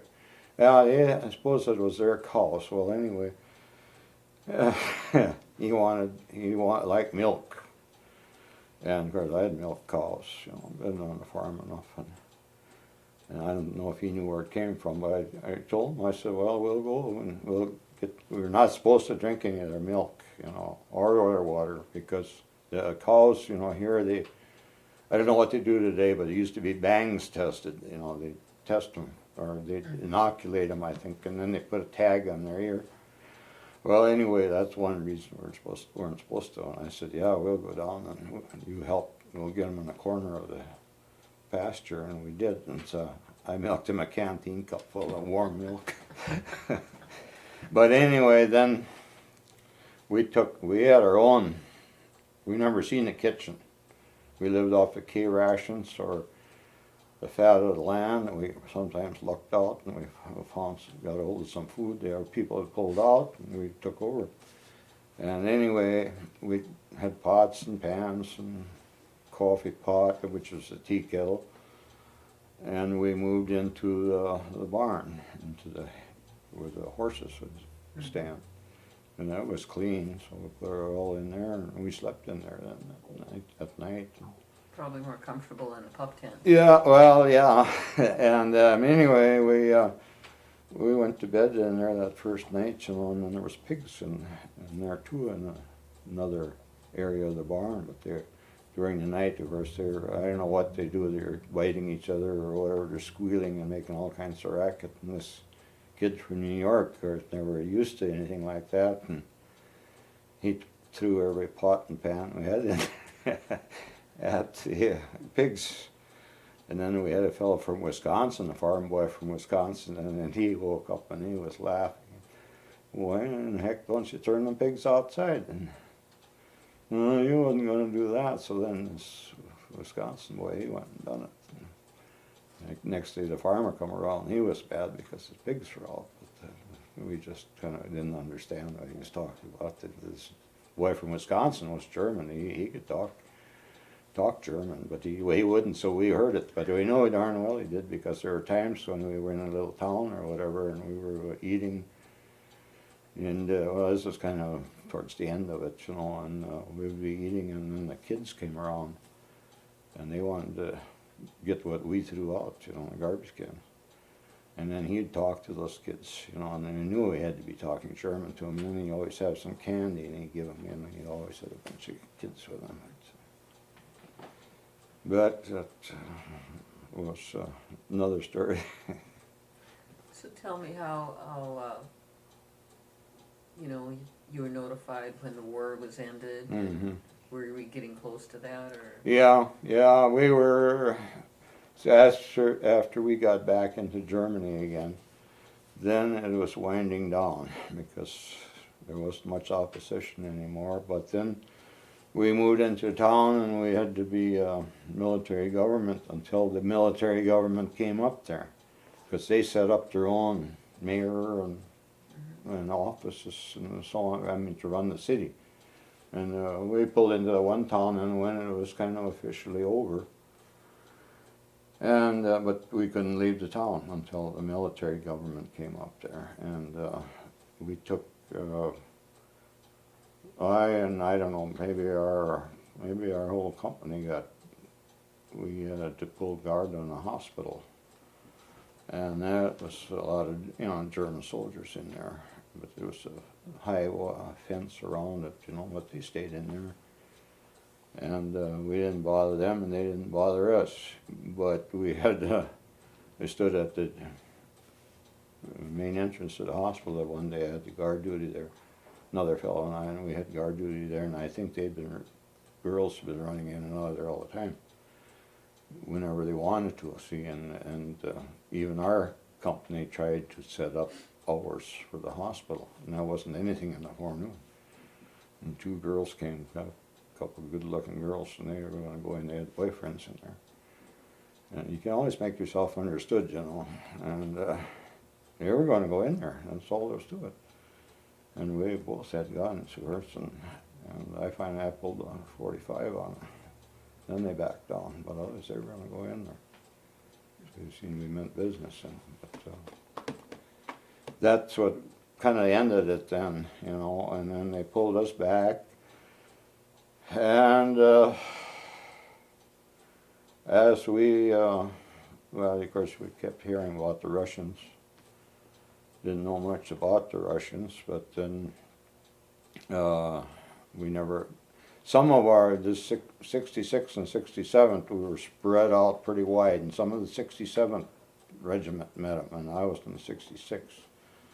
And things kind of happened, we were getting, Berlin, of course, was the thing to take. And, well, you kept hearing about Patton, he was so gung-ho about he was going to go there, but to us, Patton, what Johnny come lately, see, I don't know if I had mentioned it before, but he got into trouble, slapping GIs. So they took his command away from him. Ike was just about ready to kick him out. And this was back in, after they went to the Moroccos. And anyway, he was the one that, well, he should have gone to Berlin and all that. But the way we understood it, we went up as far as Magdeburg, Germany, and that was it. And in fact, they had crossed, some of them had crossed a river. The engineers built a bridge across the river. Which river? No, that's a good question now. But anyway, they got across, a few of them got across, and then the Germans knocked the bridge out. And then the Germans come on, counterattacked those that were over there. And the guys, they swam the river back, those that survived. But then it kind of ended there, because I suppose we had so many more troops than they did, and finally they gave up. But that's as far as we got. And then we had orders to leave there and go back. And that was another, 50 miles, I suppose, going back. And wait. Go back to where? Back in Germany, but would be more on the western part of it, and to a small towns where we ended up, but we were still in Russian territory. See, well, I don't know if the map there is good enough to really show you, but the Russians, they had the area around Berlin, west of Berlin, and which we had to go through that when we went to Berlin, because we were elected to go there, I don't know, because of an old division or whatever, but we went in there for the time of the peace signing. Mm-hmm. And we put our tanks out on the Audubon, and I got pictures of it, to see what it's about.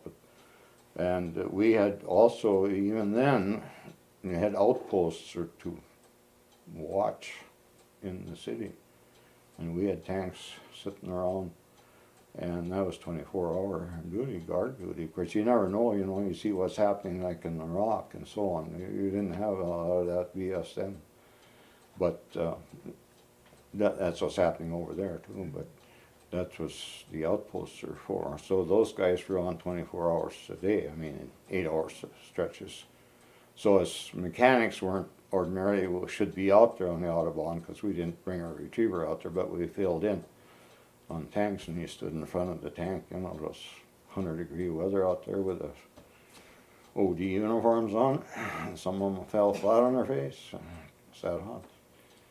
And that was from the 4th of July to 6th of August. But anyway, we were in this area that was Russian occupied. We could go back there, but it was still Germany, and wait there. And in fact, we took and painted our tanks. There was a Hermann Göring works there. It was I don't know what they'd built in there, but they found OD paint, you know, and they were getting kind of beat up, so we cleaned them up and painted them. And they're all stenciled, you know, you got your U.S. government number on them. You got a name, everyone's got a name, you know, like, well, we're in C Company, I was in C Company, well, you're going to have Chicago or anything that starts with C, so that when you got orders to work on such and such a tank, well, you had to know what the name was to find the right tank. They all looked alike, you know, otherwise. So that's why they were named. But we painted them. We painted our steel helmets, and then we've done it by hand, painted our insignia just like I did on these shoes here. Put that on our helmets. And done all that, and then we waited, and then finally we got word, and go to Berlin. That was a 3-day trip in itself. So everybody headed to Berlin for the peace signing? The 2nd Armored Division. Oh, the 2nd Armored, okay. 2nd Armored Division was the first outfit. There may be something else in there, small outfits or something, but no, 2nd Armored Division. We went in there till from the 4th of July, 6th of August.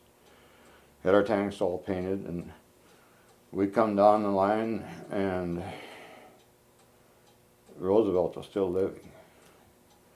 And see, they had the Yalta Conference, if you've heard of it or read of it or whatever, and I just got a picture of it in this scrapbook here, you know, not too long ago. There was an article in it about Yalta, and that Yalta didn't mean anything other than it was that Yalta Conference, and there the rules of the peace signing was going to, or they were making them already then.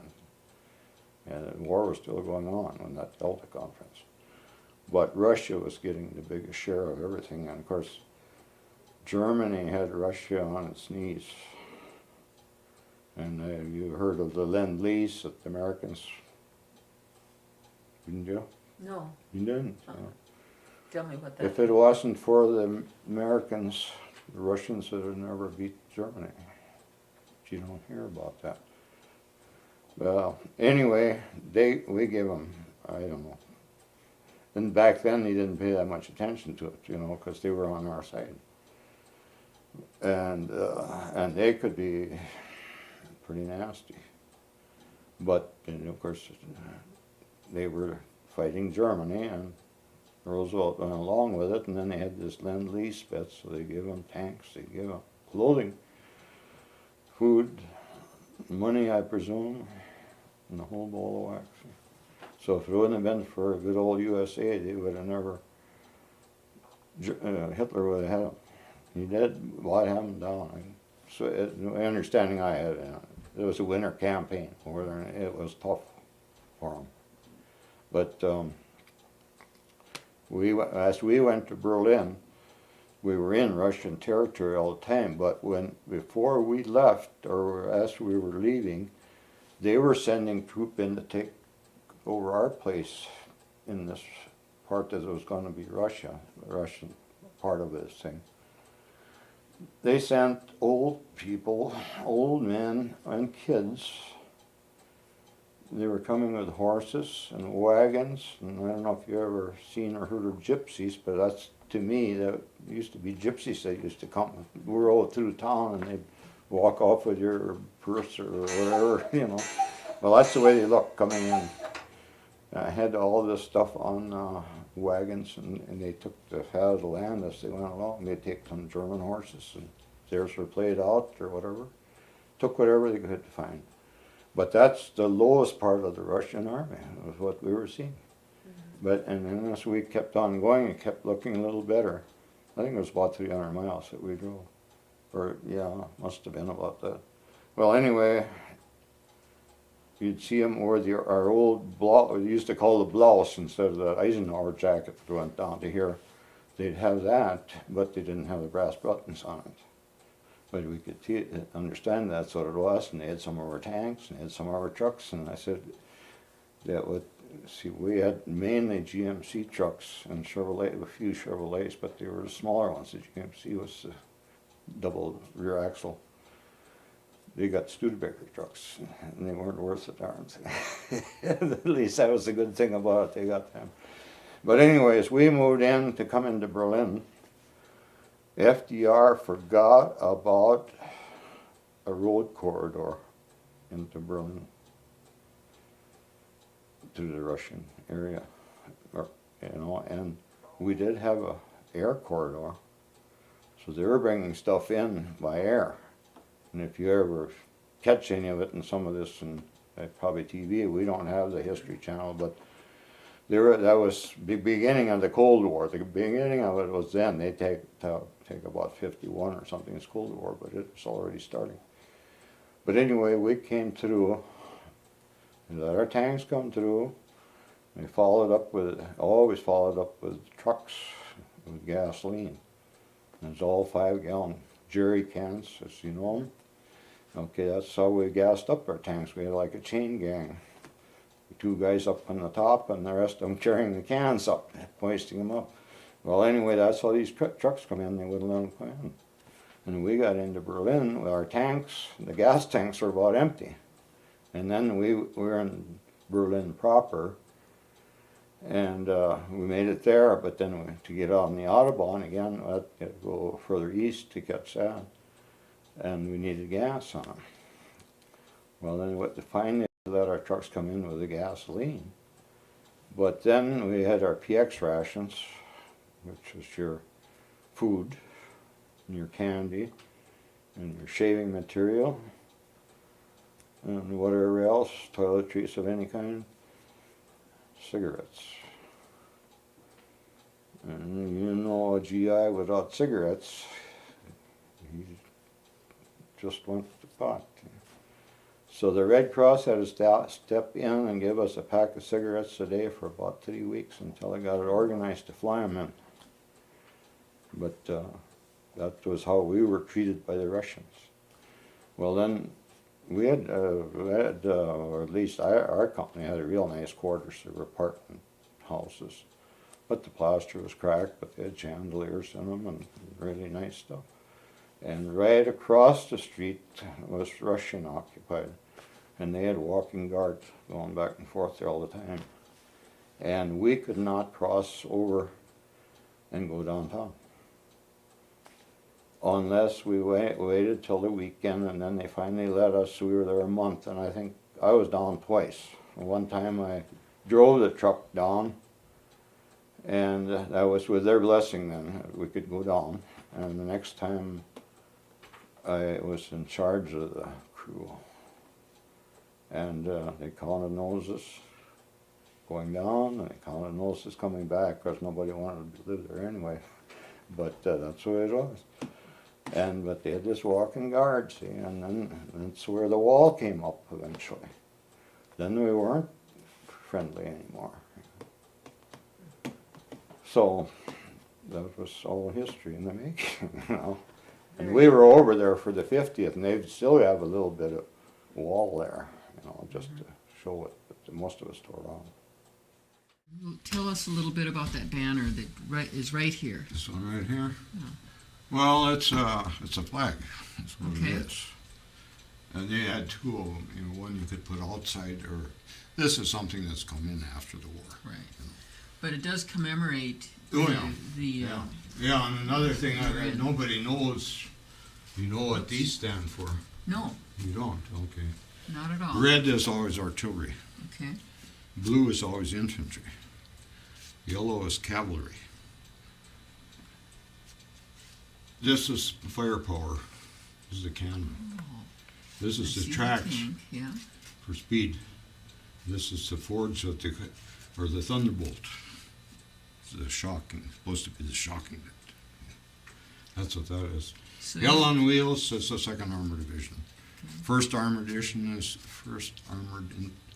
armored division is, I think they are Old Ironsides. And this is the second. The third was Spearhead Division. And what they are after, if they're named after that, I don't know. But there were 16 back in World War II. And they're the patches of all of the you've got military. quite a few patches. I had 69 points, which most of the guys, they had about 125, 130 or something like that. But anyway, I started out that one up there without a number on it. That's what we had down at Fort Knox. We could wear that down there on your sleeve, shoulder. Okay, then, of course, I got into the second armored division, so then I wore that. Well, then they were going to stay over there as occupation army for a while. So then I was going to go with the 12th Armored. So we got there. Then the longshoremen struck in New York, so the ships weren't coming back over or coming over to bring us home. So then we done the points in the 12th Armored. I think you had about,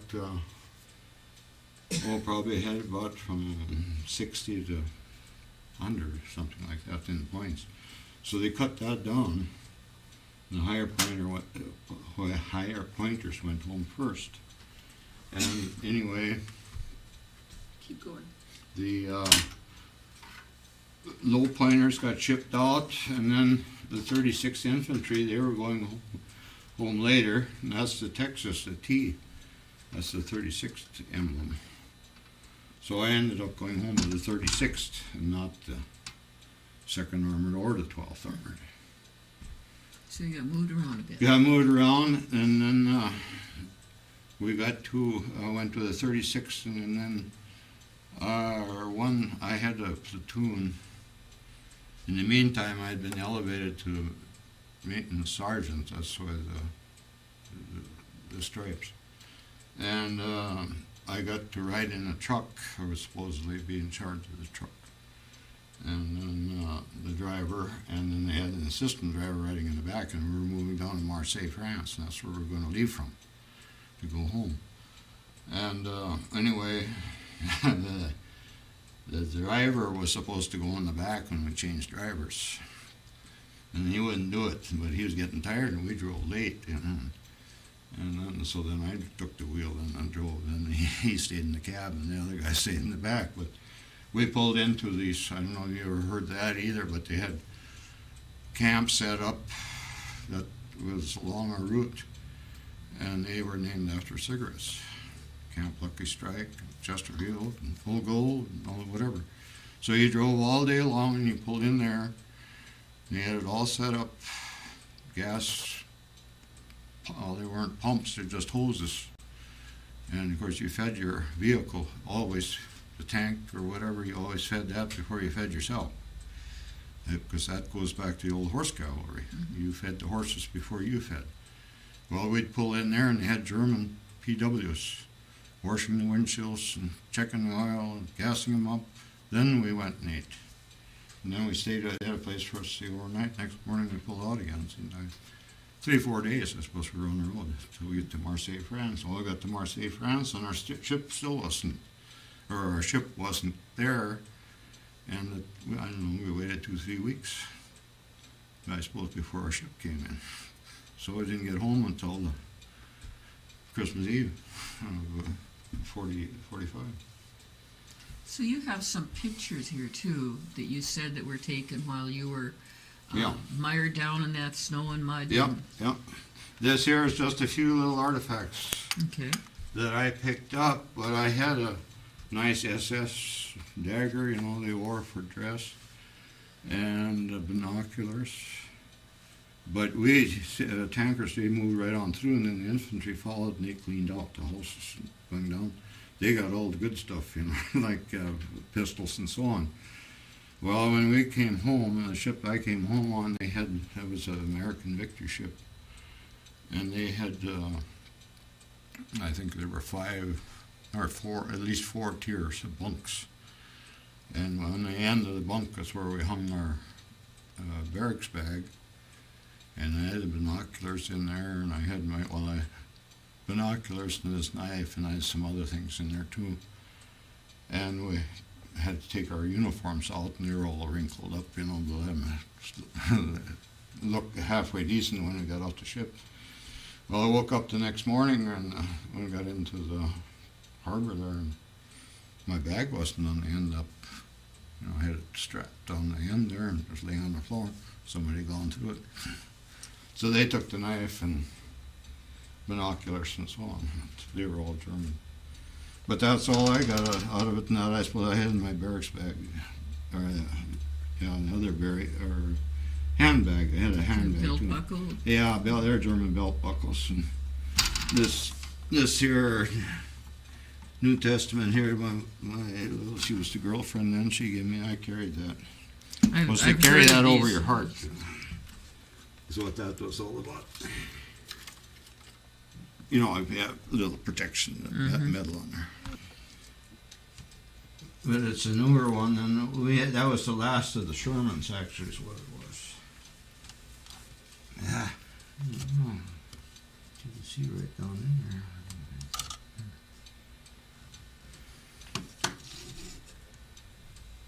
Your seating, you can see the seat. There's the seat here. That's the gunners. So that's a Sherman tank, a newer That's Sherman? that's one of the latter ones. This other one right here, that's the first one of the first models. Yet this is what they call a cast hull, a cast iron hull. It's rounded like this. They had some that were after this one that were welded together, and then they were all flat, you know. But it looked the same silhouette. But that other one there, that's even got a wider track on it. But that was the last of those. But then they come with another one, and we'd only in the lights. They had to put the lights in. They didn't call them a Sherman anymore for the bigger one.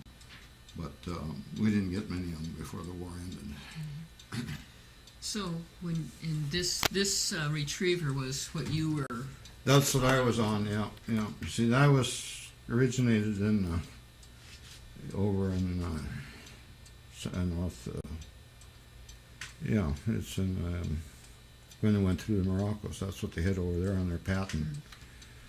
But that thing, the gun only traversed 90 degrees, and that was kind of a no-no. See, they had a gun up there, but that's only 37 millimeter, and this is 75. And that only traversed that far. Well, then they come with the Sherman, and this one here. See, that one would traverse all the way around. Now it's all electric. And they had an auxiliary motor just like on your motorhomes and stuff. Now they got a motor on there that keeps your batteries charged so you can have TV and whatever, you know, when you don't have electrical hook. Well, that's the way it looked. In the Valley of the Bulge, not every day, of course, but this would be a fresh snow. It's a fresh snow, but you see those walking, that's your infantry following the tanks. They had them for sale for quite a while, and I never bought one because I don't know what they were getting, $35 or something. I got it for it. I went to the Battle of the Bulge. And then they gave us, I noticed on this, I got a book here, we get a book every 4 months from the division, right here. This was last year's.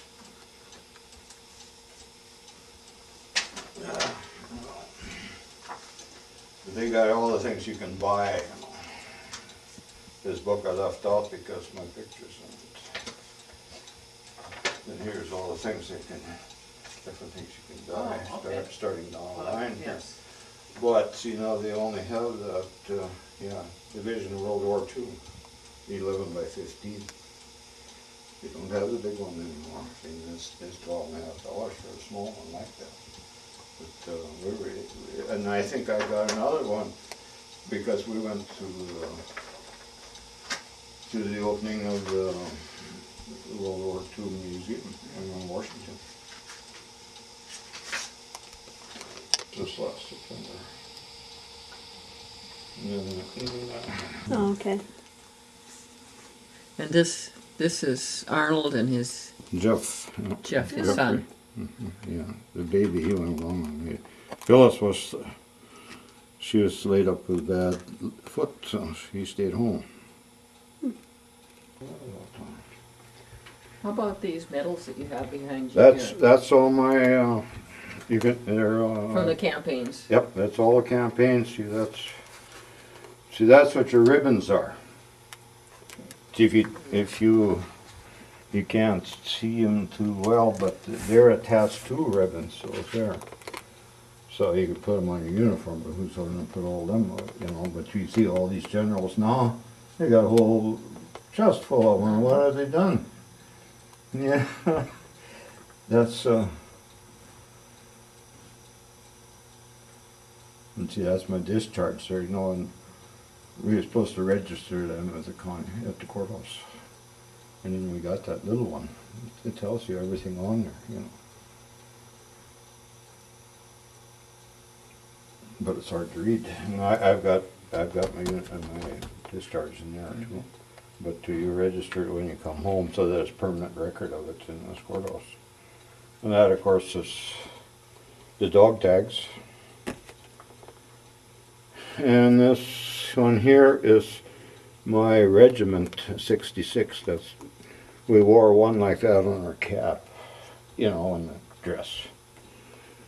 And then these blue ones here, that's a unit citation that you wore that over your breast pocket or your left one. And then this here one here, of course, that isn't as much as what it really turned out.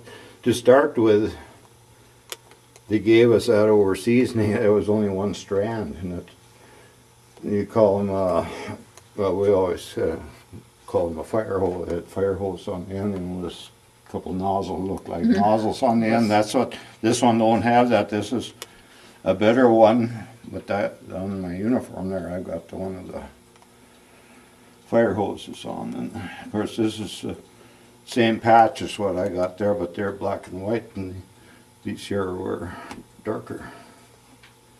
And then this is what you put in your lapel after you were discharged. It's a ruptured duck. If you heard of that. No, what does that mean? I don't know, but that's what it looks like. Oh. That's what it looks like, see? Yeah, and then what you put in your lapel of your suit, you know, after you showed that you've been honorably discharged. I never ever wore it. Some of our tanks there, and then he's cleaning up some of the bolts. He's a fellow from Wisconsin that I was telling you about, that from the farm, and this is our retriever driver here, old Larry. This guy, he was kind of acting up with what he was doing. This is our retriever, but see, this is where that developing come in. He was good at it, but he didn't always know how fast the paper was going to develop. See.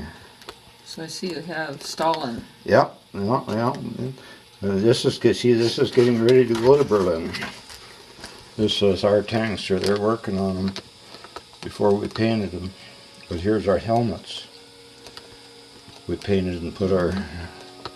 And then here's the old Larry. You see, this is our retriever. And the top always leaked. That's why it was sitting for a while. We had a canvas. Well, here's the retriever too. And here's our lieutenant. It's Kraut.